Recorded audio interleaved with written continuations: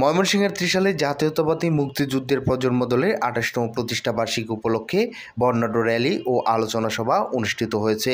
রবিবার ১লা ডিসেম্বর বিকেল ৪টায় র্যালিটি ত্রিশাল পৌরসভার প্রধান সড়ক প্রদক্ষিণ করে উপজেলা বিএনপির দৈরামপুর দলীয় কার্যালয়ে এসে শেষ হয়ে এক আলোচনা সভা অনুষ্ঠিত হয়।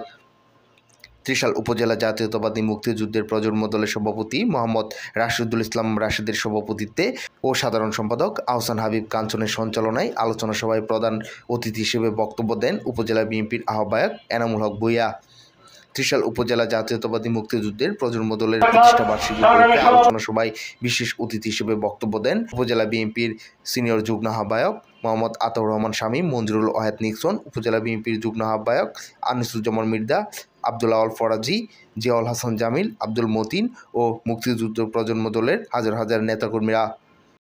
মুক্তিযুদ্ধের প্রজন্ম দল এই সংগঠনকে এমন একটা পর্যায়ে নিয়ে যেতে চায় যেটা বাংলাদেশ জাতীয়তাবাদী মুক্তিযুদ্ধের এমন একটা দল, যেই দলকে অন্যান্য সংগঠন, অন্যান্য দল আমাদের দলের কার্যক্রমকে অনুসরণ করবে।